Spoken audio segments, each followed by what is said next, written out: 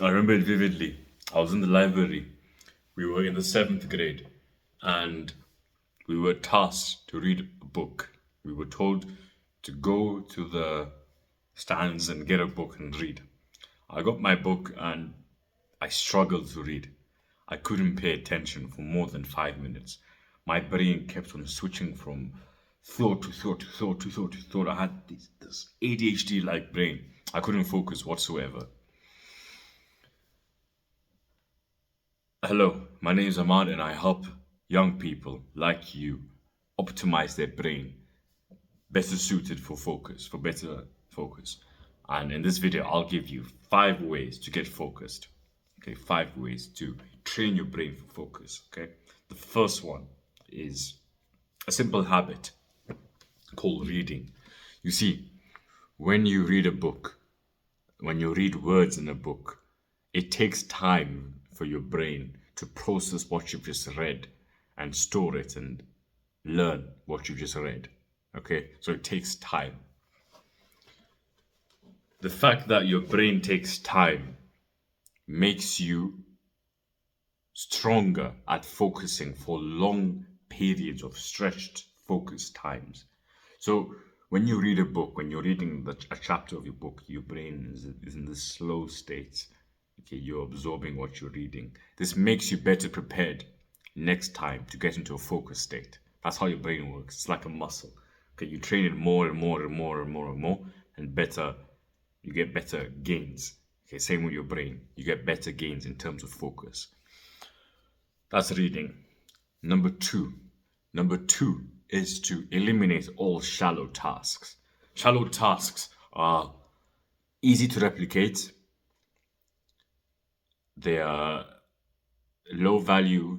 They provide low value and they don't require much skill, but they make us look cool. Okay, I'll give you an example.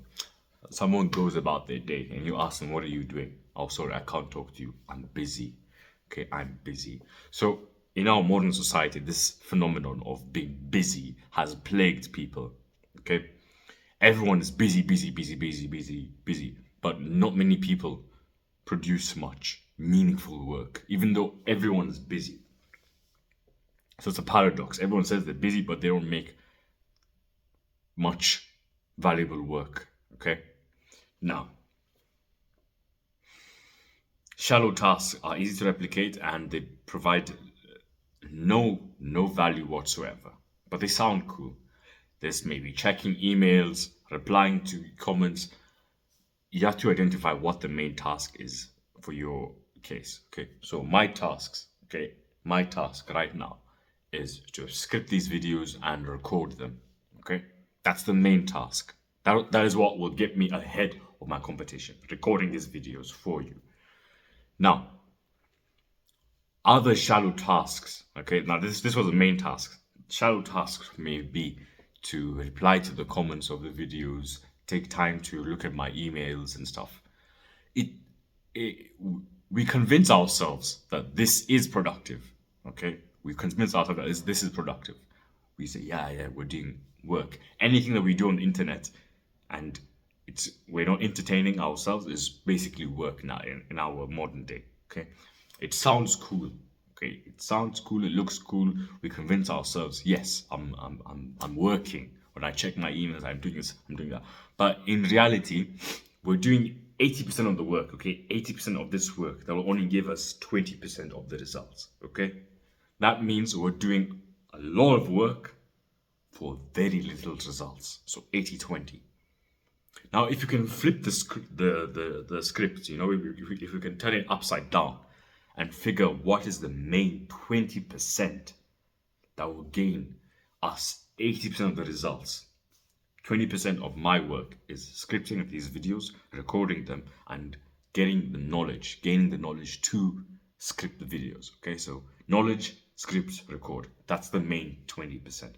Everything else is irrelevant. Okay. This will mean that you will spend less time working, but you will achieve more than you did when you used to cope and say, "I spent 10 hours working." So almost everyone says, "I do 12 hours of work a day." That's not true. They more So do 2 hours of real deep work in a day, and the rest of the 10 hours is just on shallow tasks. That doesn't get them far. When you figure out your main deep task, okay, that be reading, studying, and you hone it down, okay, it may be revising question two of this paper or printing out this paper and doing that paper. That's a fairly demanding task and requires your unperturbed attention. As opposed to you saying, "Oh yeah, I'm studying," and you just get the book. Okay, you just get the book, the textbook, and just read and highlight. That's a shallow task. You don't really get deep into it. Deep tasks, okay, require much skill there, and they're hard to replicate. Okay, so that was number two. Eliminate all shallow tasks. Number three. Number three is two. So we spoke about shallow tasks, okay? Number three, and this is very, very, very, very important, okay? This is very, very important. Stop task switching, okay? I present you a phenomenon called attention residue, okay? I learned this from some intellectual person in the book Deep Work by Cal Newport, okay? But it has an application in what we're speaking about now, okay? What me and you are speaking about now. Attention residue. Picture this. You see a car, okay, your mom's car, your dad's car, your car. You see your car, and it takes you step on the accelerator. Okay, you step on the accelerator, and it takes much force, much more fuel to get the car moving from a standstill to continual movement. So it takes much more energy. Okay, as opposed to you increasing the speed. Okay, so it's much more easier for you to go from a moving state to a faster state than it is to go from a standstill state into a moving state. Okay, it's much more, it's much more easier. That's why they say don't brake. That's why they say brake less when you're driving. It is because when you fully brake and you go to a standstill, more fuel is required to get the car moving than it is to maintain movement and increase that speed of movement. Am I making sense? We can apply the same analogy for our brain. Our brain's ability to focus boils down to neural circuitry. Okay, you don't need to know what that means, but just know that the tiny neurons in our brain and stuff, that's what our focus boils on. How effective they can fire and stuff. Okay, now when we engage in a task, our neural circuits, some of them get inhibited. Okay, some parts of our brain get inhibited, and some are let to fire. Okay, they're let to continue running. Imagine a computer. Okay, and the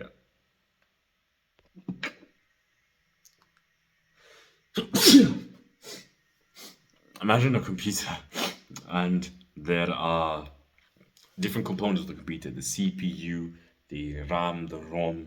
When we are getting into a focused state, some of those equipments, okay, they're turned off. Same in our brain. Some of the parts of our brain basically turned off. Okay. Now, right now I'm recording. Say I was to stop recording and go and read a book. It would take my brain some time to adjust to the fact that I've just stopped this task and I've gone to read. Some of my neural circuits will be inhibited and some will be allowed to work. Okay, so there's a transition time of about 15 minutes from task to task. Okay, now what most average people do, what most brain dead people do is they do this task, then they get notification, they swap the task and go to this task, and 15 minutes of that second task, they're not really focused. Their brain is taking time to adapt. Okay, and then within that 15 minutes, they go to a different task and then reset the time, reset the transition time. That's all we're doing with task switching.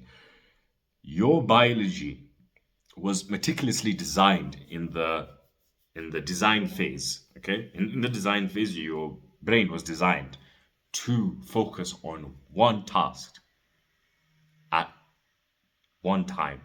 So our brain is designed to narrow down its focus onto one thing, only one thing per focus bout.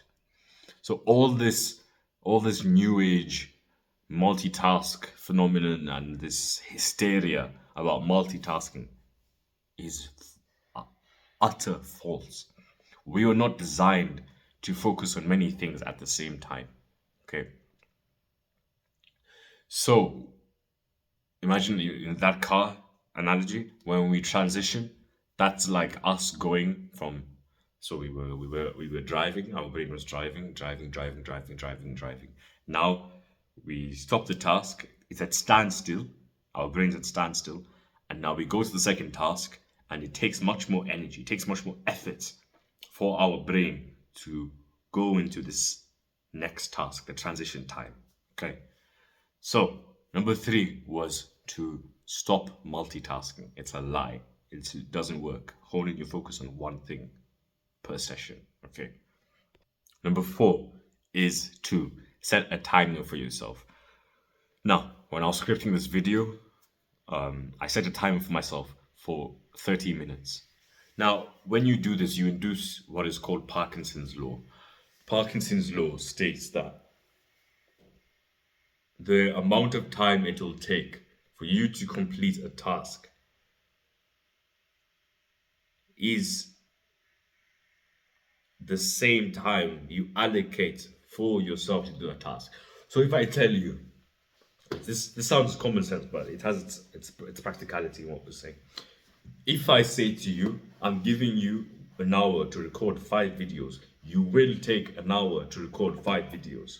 If I say to you, I'm giving you an essay and homework to write, and I'm giving you 1 month to write this, you will wait the entire 20 days and so much even 5 days, and the last 5 days you will do that task. So it will take you a month to do this essay. That's person A. Person B, I take person B and I say, you have 1 day to do this essay. The same essay, by the way, the same essay. They will do that essay in 1 day. Okay. Whilst you, I gave you a deadline of 30 days, you did it within 30 days. So, does this make sense? I'm making sense. Any task that you allocate time to, the time it takes for you to do that task will be the same time you allocate for that task. Okay. If I say to myself, I'm going to the gym for 15 minutes, I will complete that workout within 15 minutes.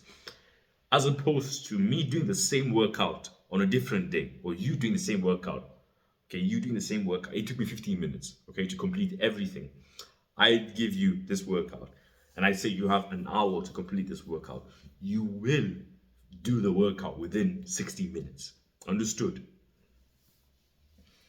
That's why long deadlines are bad, because when you're given long deadlines, your the task may be as simple as writing an essay, but throughout that long time, you procrastinate and you keep on overthinking,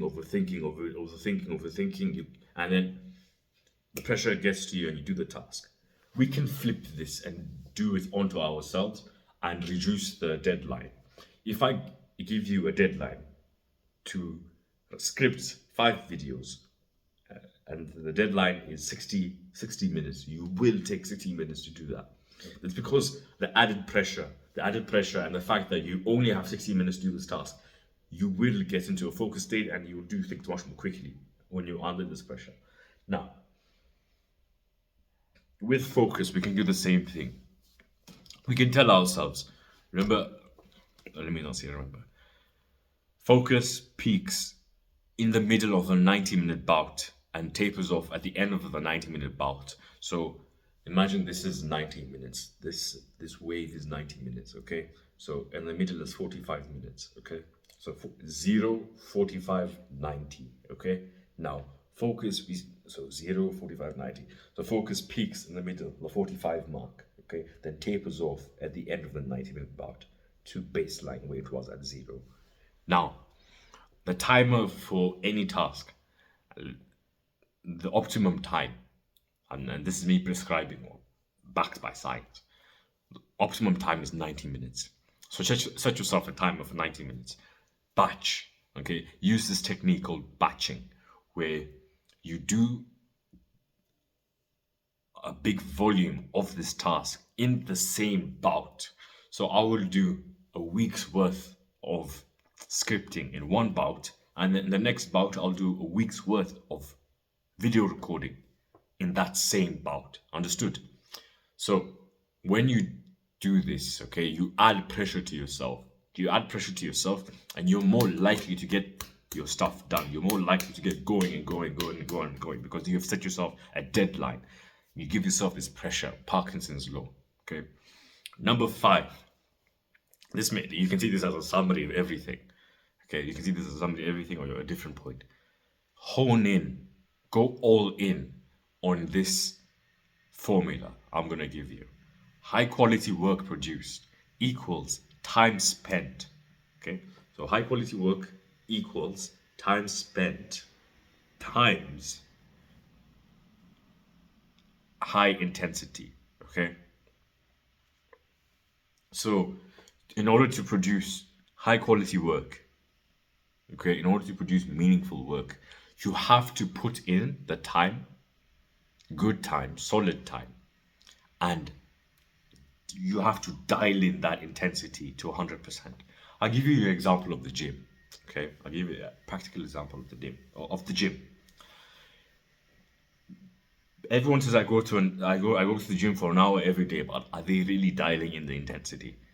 An hour of gym, proper intensity, every set to failure is exhaustingly difficult. Very, very, very difficult. You take every set to failure, you're exhausted, you're gassed out, it's very exhausting. Okay? And then you look back on that workout, your muscles are sore, and you realize your arms look bigger 2 days after because of that workout. Small things like you may notice that small difference. That's high quality work produced. Okay, high quality muscle produced. You could say it like that. Now, we can apply the same thing here. As a summary, we get the 20% of the work. We identify 20% of the main work.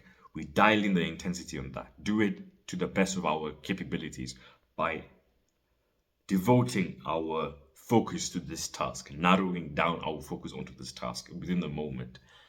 And then we increase the time spent doing this. How does this look in a practical setting? You set a time for 90 minutes, you get your 20% of the task done, the 20% of all the tasks done, the main thing. Then you rest your mind. Okay, you recover your mind. You may take a nap, you may do cold exposure, you may do breath work, you may do meditation, you may take a hot shower, you may go in nature, you may dance, you may sing, you may eat your food, stuff like that. Recovery. Not watching stuff. We want your mind to decompress, okay? Then